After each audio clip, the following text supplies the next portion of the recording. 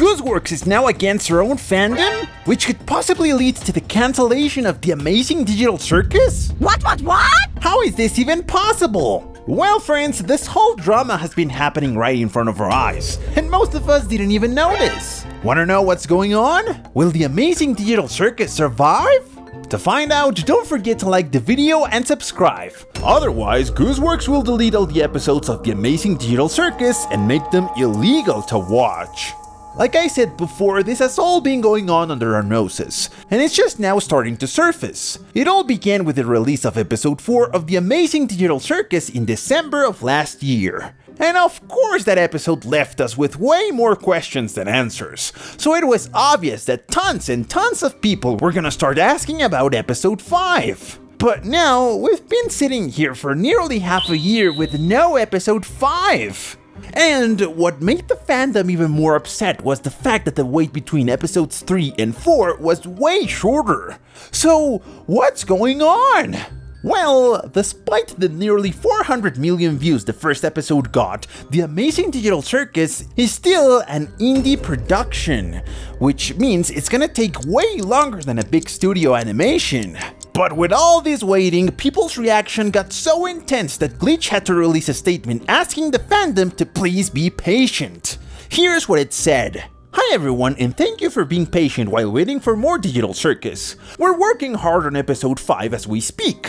We're really excited to show it to you. But remember, we're just one animation studio, and we're working on several shows. So it's still gonna take some time for the episodes to be ready. However, we're almost ready to launch the pilot for our new show, Gaslight District, which you'll start hearing more about very soon. We can't wait to share it with you. This show is unlike anything we've ever done before. Every inch of it was made with love and passion from all of our artists. Stay tuned, the Glitch team.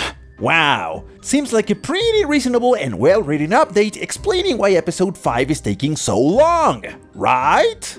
Well, what you didn't know is that this announcement kinda blew up in their faces. Let's remember, a big part of the fandom that formed around the Amazing Digital Circus is made up of kids and people who probably didn't fully understand the statement. And anticipating this reaction, Gooseworx, before the release of Gaslight District, announced that she would delay episode 5 by 5 months for every comment demanding it under the new pilot for Gaslight District. And the best part of it? Seeing her dual personality across platforms. On Bluesky, the pirate Twitter, she went all out, saying she would kill anyone who spammed Digital Circus under the new show. And this has a reason. In her own words, this new project, Gaslight District, is just too good and she loves it to death. She showed full support for Nick, the creator of Gaslight District. But despite all of those death threats, people didn't care. So let's check the Twitter version first. What happened there? They tweeted, "No, Digital Circus has not been cancelled. Now shut up!"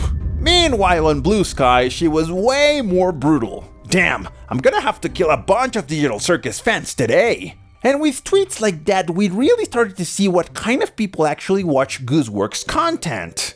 So Gooseworx tweeted again.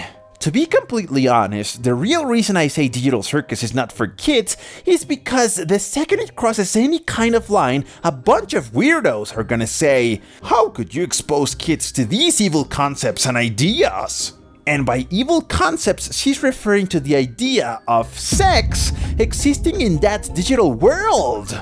Yeah, we're gonna save that for another video, because are you telling me they're really gonna make all those disturbing creations, abominations about the Digital Circus come true?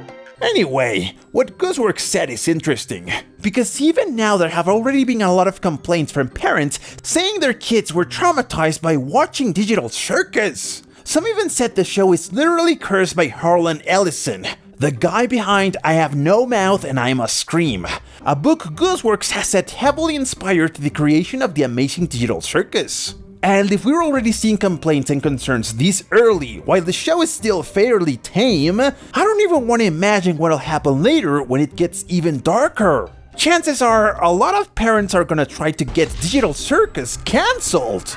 Or worse, maybe the show will be forced to change and become more family friendly and lose the chaotic, mysterious vibe that made it so great in the first place. But really, none of this is the fault of the creator or the animation studio. It's the fault of the parents who don't pay attention to what their kids are watching. But then again, who even knows what's good or bad for kids anymore? There's already been huge drama around shows like Peppa Pig or Bluey, where people said those shows made their kids ruder or more demanding, and turned the parents into just babysitting slaves. And all this stuff about kids watching Digital Circus really leads me to just one simple conclusion. If we really take a closer look at the show, how it was presented, the characters, the ideas, it makes you realize that one of the main reasons the Amazing Digital Circus blew up so fast is because a huge chunk of the audience is actually, kids. Its colorful aesthetic makes it perfect for YouTube Kids. And yeah, it's super easy to confuse it for a kids show. Around the world, people started making plays, weird videos, and even bootleg shows using these characters. Let's just say, not all of them were very legal, huh?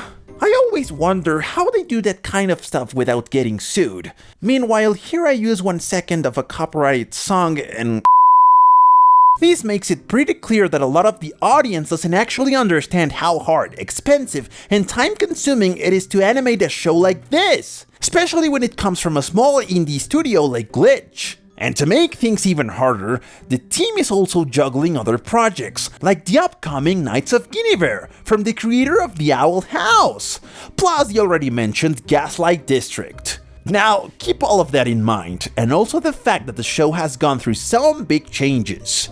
A perfect example? Gooseworx herself said that episode 5 was originally written back in 2023.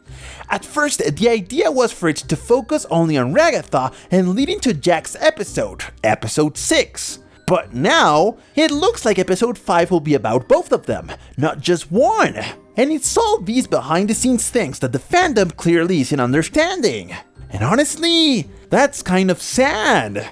Gooseworx has openly said she's a huge fan of the new Gaslight District series, and she even made her own custom area in that universe, something that Nick, the creator, said he'd try to include.